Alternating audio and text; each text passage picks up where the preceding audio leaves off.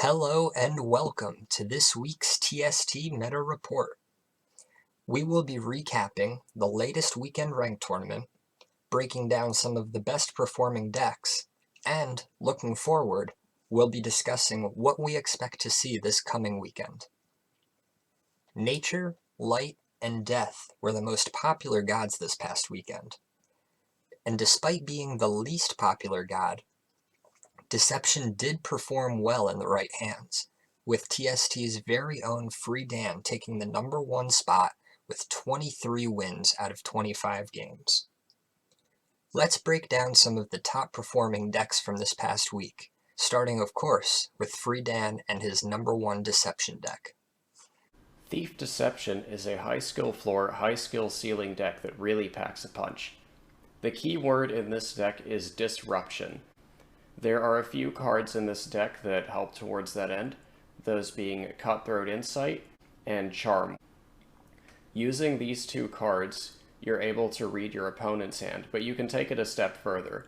Reconnaissance and Vault Vagabond both have the ability to reveal the top card of your opponent's deck.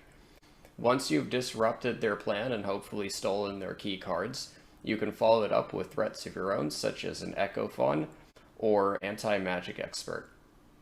In terms of god powers, you're going to be choosing between 3 of them. Those 3 would be Thievery, which is a copy your opponent's god power, reveal the top card of your opponent's deck, or C allows you to put that card in the bottom of their deck. You also have the 2-mana Cheat, which is 2 mana, deal 1 damage to a creature and give it hidden, and the 2-mana Memory Charm, which is 2 mana, give a creature +2 attack and put it to sleep at the end of your turn. The matchups where you'll pick Thievery will be typically Nature and Light. Versus those 2 gods, copying their god power will typically give you the value or removal that you need to survive until the later game. If you are going against War, you should typically go with Cheat.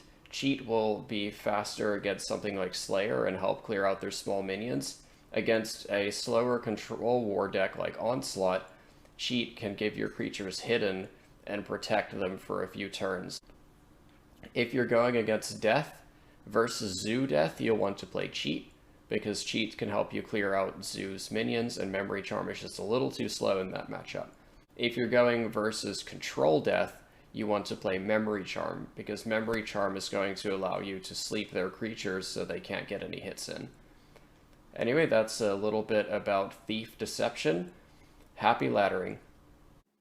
Hello everyone, I am the Mudman and I'll be talking about Light for this week's TST Meta Report. This is the Light deck I ran for the weekend. It was good for 2nd place.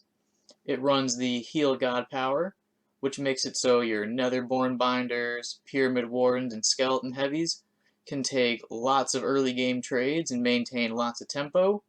In the mid-game, you're looking to canonize your Highborn Knights and your Phase Touch Golems. In the late game, you're looking to crush your opponent with Azure Drake and Griffith. And if at any point during that game you're running low on steam, you can drop your High Thermiters plus Golden Harp for some instant reload. All in all, I say this deck is really fun, and I highly recommend trying it out.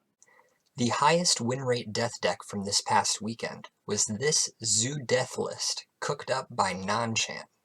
It uses 2 different god powers, Undying Wish to maintain a board presence, and Soulburn to deal direct damage and to help control your opponent's side of the board.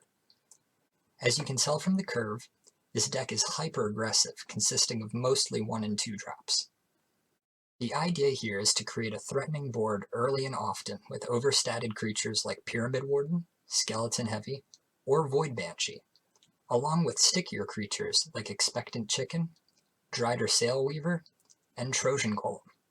Creature buffs like Shield Bearer or Trial Spirit, along with cards like Athenian Archer, Leviathan Hunter, and Blight Bomb, can help you maintain your board advantage before you finish them off with your burst, like Bombfly, Brimstone, and Dangerous Ritual. This deck also has access to 2 of the more explosive openings in Gods Unchained. Expectant Chicken and Untold Greed on turn 1 gets you a 1/1, a 2/2, and draws you 2 cards.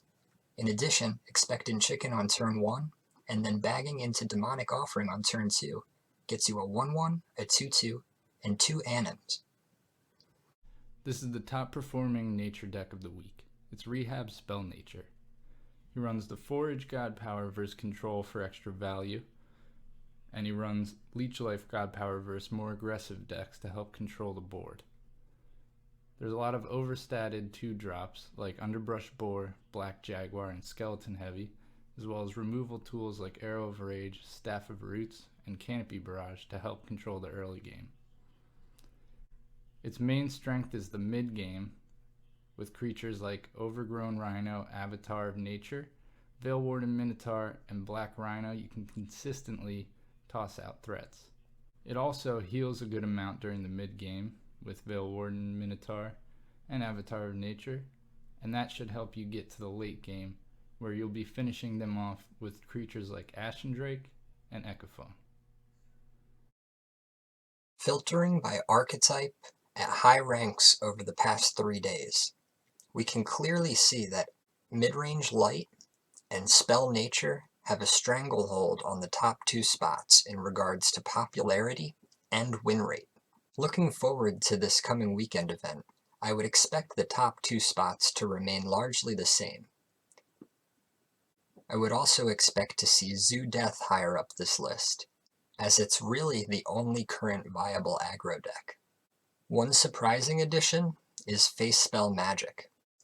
These decks often use Portal Wrangler in combination with Friendly Mimic or Leyhorde Hatchling. Additionally, despite Free Dan's success with Deception over the weekend ranked event, it's performing at a 37% win rate over the past 3 days, despite coming in as the 6th most popular deck.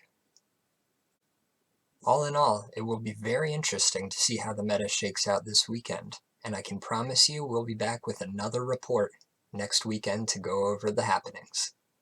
Until then, I'm Caution Fun, and thank you for watching this week's TST Meta Report.